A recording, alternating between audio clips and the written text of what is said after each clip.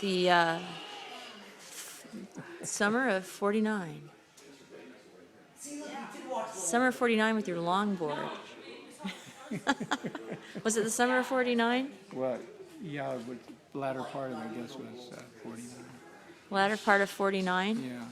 With So my who introduced you, or how did you come to it? Well, my next door neighbor was the one that gave me the board, and that was George Elam. George Elam. Unfortunately, George Elam was coming down in his Jaguar onto the Coast Highway one day and lost his steering wheel, and they crashed. And he died? Yeah, he and his friend. Oh, man.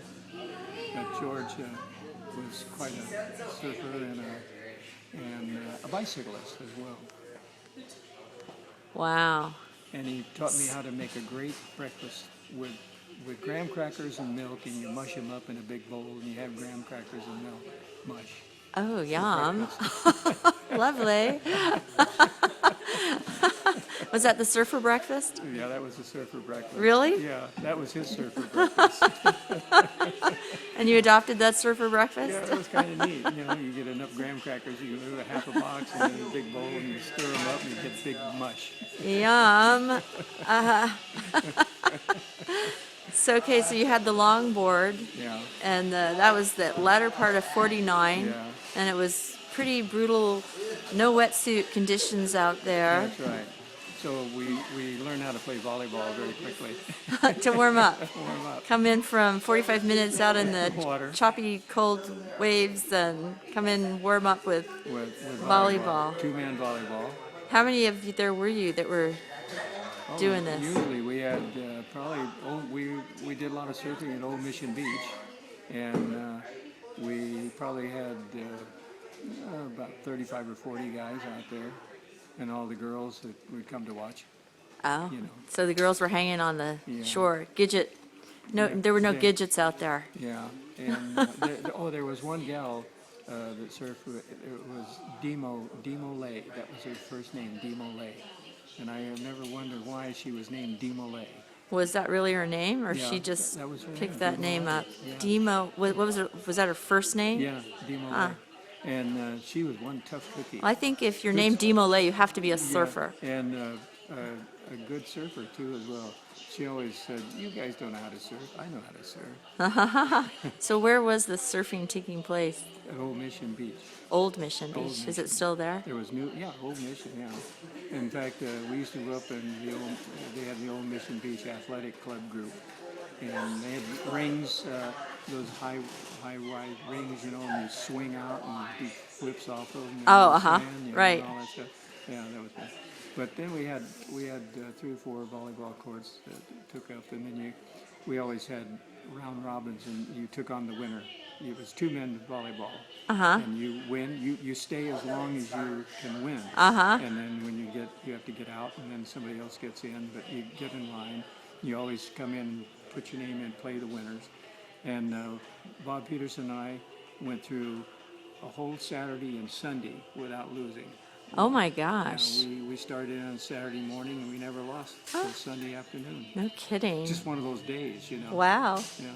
That was must due have to been my fun. ability to play Yeah, of course, volleyball. your ability, definitely. Not.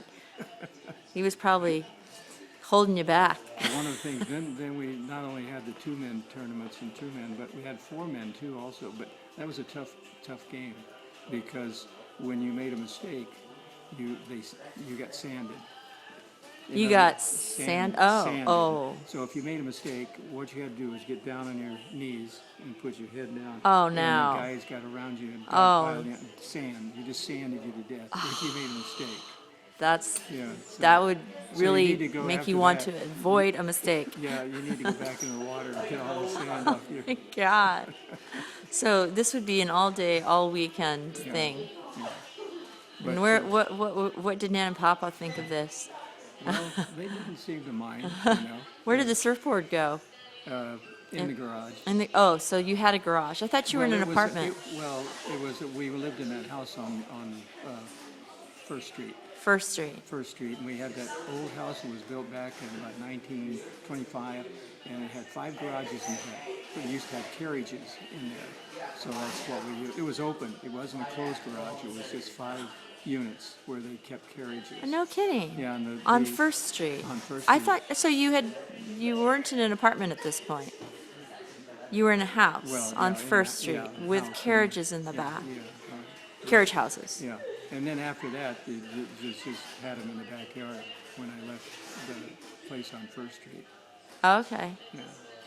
So, and then, well, let's see.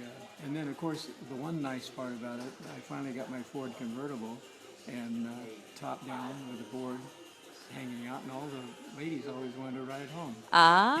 In the Ford convertible. What year was that? Oh, let's see. I got that in 51, And what year was the Ford? 49. It was a 49, so it was a pretty new car. How'd you afford that? Oh, I worked all these Foster Freeze and all this stuff. Foster Freeze. Yeah. Still a chain. Yeah. All these years later. Foster Freeze, and I worked at the bakery up in Hillcrest, cleaning up everything. I had several jobs. How did you manage to go to school, work at the 2 jobs, and surf? Well, it wasn't easy. That's a lot. Then, That's then, a lot. In the summer of, let's see, the summer of '52, when I was, summer of '52, before graduation or after graduation, I got a job at Convair down in San Diego, and I had the early morning shift, 6 till 2. Oh, really? I was hired as a metallurgist. Oh, My job was to test for tensile strength and so forth, aluminum that we're building airplanes with. oh, so you're responsible for tensile strength? Yeah. What sort of credential did you have for that? Well, I don't know. I just, I had mathematics. Do you think, were there any crashes that resulted? No, actually, there was one exciting moment when I'd been on the job a while. I was doing my tensile strength and all that, and they had this huge machine that you put in these samples in, and then you did the tensile and stretch and so forth, and you figured out mathematically, if it was Wow. proper. So you were really being an engineer. Yeah, and so one day, I was doing my job, and then everything was going well, and then one day, somehow or other, I did all the specs on it, and it failed. The shipment failed, and I said, well, that can't be right, So I did it again, and it still failed. So I called my boss, and I said, look, I'm only a kid, just out of school, and I said, maybe you better check this, because my figures showed this shipment failed, tensile strength. Wow. And he said, oh, well, that's okay, let me check it. And all of a sudden he said, Jim, you're right. This Oh is my not gosh. passed." So he got on the phone immediately, and they canceled the use of like Wow. $20,000 worth of aluminum. And you could have saved a bunch of lives. Yeah. Oh yeah. my gosh. But I was the hero. The hero. The word went around.